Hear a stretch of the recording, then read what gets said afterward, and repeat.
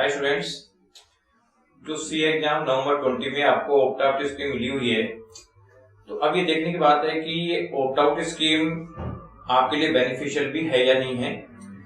तो जो opt out scheme आई है उसके अकॉर्डिंगली आप नवंबर 20 का जो एग्जाम अभी होने वाला है नवंबर दिसंबर में, उसको ऑप्ट आउट करके या तो नवंबर 20 का जो सेकंड साइकिल है जो जनवरी फरवरी में होने वाला है वहां शिफ्ट कर सकते हैं, या फिर मई 21 की एग्जाम में शिफ्ट कर सकते हैं। तो अब ये किस बच्चे को ये एग्जाम ऑप्ट आउट करना चाहिए, किसको नहीं करना चाहिए, इससे क्या बेनिफिट हो सकते हैं, क्या आपको लॉस हो सकता है, ये सब चीजें डिस्कस करने की बात है। तो मैं एक एक लेवल पे डिस्कस करता हूं। जैसे फर्स्ट लेवल है सीए फाउंडेशन। तो सीए फाउंडेशन की बात करें तो जो स्टूडेंट अभी ऑप्ट आउट करना चाहते हैं और ऑप्ट आउट करके अगर मई ये आपका जनवरी फरवरी की शेड्यूल में जाना चाहते हैं, तो क्योंकि हो सकता है अभी उनकी प्रिपरेशन कम हो तो वो अगले साइकिल में चले जाएंगे, लेकिन इसके बाद में जो इंटरमीडिएट की एग्जाम होगी उस इंटरमीडिएट की एग्जाम का प्रिपरेशन करने के लिए उनके पास में सफिशिएंट टाइम नहीं मिल पाएगा। जैसे अभी कोई स्टूडेंट एग्जाम देता है, तो अभी जो स्टूडेंट एग्जाम देता है और एग्जाम देने के बाद में जस्ट वो अपने इंटरमीडिएट की प्रिपरेशन स्टार्ट कर देता है, तो उसको 10.5 मंथ मिलेगा, या 10.5 महीने का टाइम मिलेगा। और अगर मान लीजिए वो स्टूडेंट ऑप्ट आउट करके और सेकंड साइकिल में जाता है तो उसको 8.5 मंथ यानी 8.5 महीने का टाइम मिलेगा, यानी 2 मंथ्स का टाइम रिड्यूस हो जाएगा। लेकिन अगर मान लीजिए स्टूडेंट रिजल्ट का वेट करता है और रिजल्ट का वेट करने के बाद में एग्जाम देता है, बाद में अपनी इंटरमीडिएट की प्रिपरेशन चालू करता है, तो अराउंड 2 मंथ्स का टाइम रिजल्ट आने में लग जाता है। तो जो अभी देगा उसको 10.5 मंथ में से 2 मंथ गए तो 8.5 मंथ का टाइम रिवाइज करने के लिए मिल जाएगा, पढ़ाई करने के लिए मिल जाएगा। लेकिन जो स्टूडेंट ऑप्ट आउट करके सेकंड साइकिल में जाएगा उसको अराउंड 6 मंथ का टाइम उसको इंटरमीडिएट का प्रिपरेशन करने में मिलेगा, यानी इंटरमीडिएट का प्रिपरेशन करने का टाइम काफी रिड्यूस हो जाएगा। और इंटरमीडिएट का लेवल थोड़ा सा स्ट्रॉन्ग होता है, उसमें ज्यादा सिलेबस इन्वॉल्व होता है, ज्यादा पढ़ाई करनी पड़ती है और टाइम कम होगा, तो इंटरमीडिएट का एग्जाम पास करने में प्रॉब्लम आ सकती है। और वैसे भी मैंने चीज देखी है कि जो फर्स्ट अटेम्प्ट में पास होने की जितनी पॉसिबिलिटी होती है वो सेकंड अटेम्प्ट में कम हो जाती है।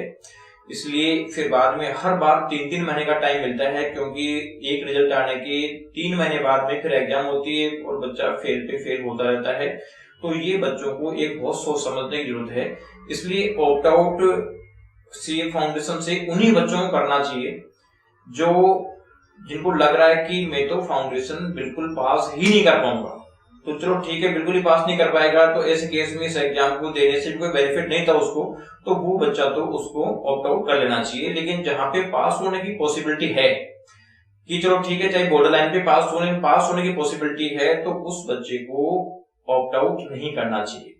हाँ, अगर जैसे कोविड पॉजिटिव और जो कंडीशन बता रखी है उस कंडीशन के बेस पर आता है तो ऑप्ट आउट वो कर लेना चाहिए। लेकिन जो आईसीएमआर ने कंडीशन जिस तरीके की प्रोवाइड करी है कि उसमें काफी लूप होल्स हैं, यानी जो कोरोना के सिम्टम के बेसिस पे और सेल्फ डिक्लेरेशन के बेसिस पे ऑप्ट आउट कर सकता है। तो इस केस में ऐसे बहुत सारे बच्चे हैं जो चाह रहे हैं कि हमारे कोरोना से कोई लेना देना नहीं है, लेकिन फिर भी हम डिक्लेरेशन के बेसिस पे ऑप्ट आउट कर जाएं। तो ऐसे बच्चों के लिए मैं गाइडेंस दे रहा हूँ। जो वास्तव में कोरोना पॉजिटिव हो गया तो उसको तो वैसे भी एग्जाम नहीं देने दी जाएगी, तो इसलिए उसको तो ऑप्ट आउट करना ही करना, उसका तो कोई चांसेस नहीं है। लेकिन जो बच्चा कोरोना से इफेक्टेड नहीं है फिर भी डिक्लेरेशन बेसिस पे वो ऑप्ट आउट करना चाहता है, तो ऐसे बच्चों को ये चीजें कि इंटरमीडिएट में टाइम मिलेगा कि नहीं मिलेगा उसका सोच लेना चाहिए, सोच समझ के डिसीजन लेना चाहिए। अब जैसे नेक्स्ट लेवल की बात करें अपन इंटरमीडिएट की, तो जो स्टूडेंट इंटरमीडिएट में ऑप्ट आउट करना चाहता है या चाहे सीए फाइनल में से ऑप्ट आउट करना चाहता है, दोनों लेवल की एक ही चीजें हैं बेसिकली। तो सीए इंटरमीडिएट और सीए फाइनल में जो ऑप्ट आउट करेगा, मान लीजिए ऑप्ट आउट करके सेकंड साइकिल में चला गया, अब सेकंड साइकिल में चला गया, पास हो गया जब, तो ठीक है, कोई दिक्कत नहीं है। लेकिन अगर मान लीजिए वो पास नहीं हो पाता है तो क्या वो मई 21 के एग्जाम दे पाएगा? वो मई 21 के एग्जाम नहीं दे पाएगा, क्योंकि सेकंड साइकिल का रिजल्ट ही लगभग यहाँ पे मान के चलिए कि वो अप्रैल के अंदर आना है,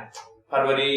एंड या अप्रैल में आना है। तो कुल मिला के उसमें 15-20 दिन का टाइम बचेगा और 15-20 दिन में अगर कोई फेल हो गया गलती से तो वो मई 21 के एग्जाम की प्रिपरेशन नहीं कर पाएगा, तो एक अटेम्प्ट तो उसका गया। तो कुल मिला के जिन बच्चों को लग रहा है कि प्रिपरेशन हमारी स्ट्रॉन्ग नहीं है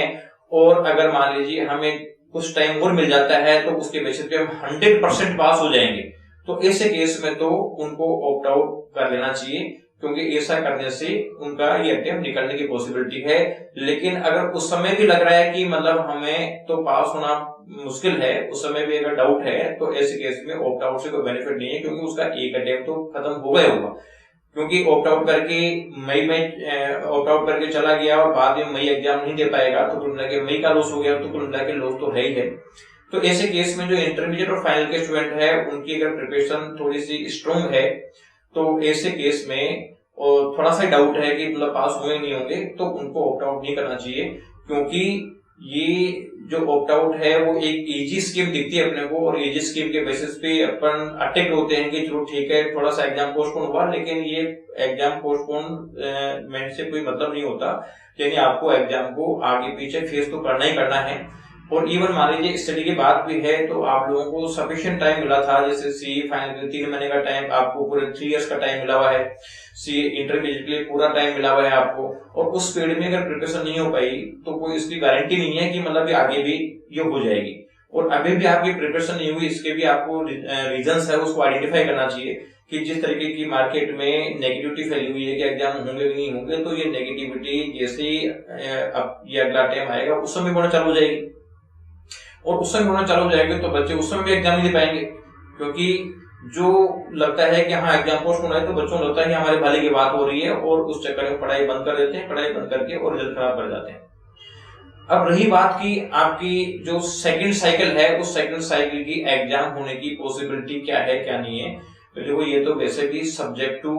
कोरोना है, क्योंकि कोरोना की वजह से जो चीजें चेंज हुई है, तो उस समय देखा जाएगा कि कोरोना के पेशेंट उस समय कम होंगे या ज्यादा होंगे, सारा का सारा चीजें उस पर डिपेंड करता है। लेकिन अपन पिछले कुछ टाइम में देखें तो अब स्टेबल सी हो गया है, और जैसे सर्दी का टाइम बढ़ता जाएगा तो ये सर्दी जुकाम की बीमारी है, तो हो सकता है कि ये ज्यादा बढ़ जाए, कुछ कह नहीं सकते, हो सकता है कम भी हो जाए, लेकिन बढ़ भी सकता है। और मान लो बढ़ गया और कुछ जगह लॉकडाउन लग गया, तो हो सकता है कि एग्जाम नहीं हो, और एग्जाम नहीं हो तो आपको अननेसेसरी 6 मंथ का लॉस भी उठाना पड़ सकता है। तो इसलिए जिन स्टूडेंट्स को लग रहा है कि बिल्कुल पास ही नहीं हो सकते इस अटेम्प्ट के अंदर, उन्हीं को ऑप्ट आउट करना चाहिए। जहां पे लग रहा है कि थोड़ी सी मेहनत से हम पास हो सकते हैं, तो ऐसे केस में ऑप्ट आउट करना बेनिफिशियल नहीं है, क्योंकि जो अगली एग्जाम है वो पीक सर्दी के समय होगी, और जो पीक सर्दी में होगी तो उस समय आप ये मान लीजिए कि कोरोना की क्या उस समय कोरोना का क्या स्कोप रहता है, कितना बढ़ेगा कितना घटेगा, ये सारी की सारी चीजें उस पर डिपेंड करता है। इसलिए ये नहीं कि लोग ऑप्ट आउट आ गया तो हम आंख बंद करके ऑप्ट आउट कर दें, आप लोगों को ये डिसीजन बहुत सोच समझ के लेना पड़ेगा, और जब भी आपको बेनिफिट मिलेगा, अदरवाइज बेनिफिट नहीं मिलेगा। Thank you.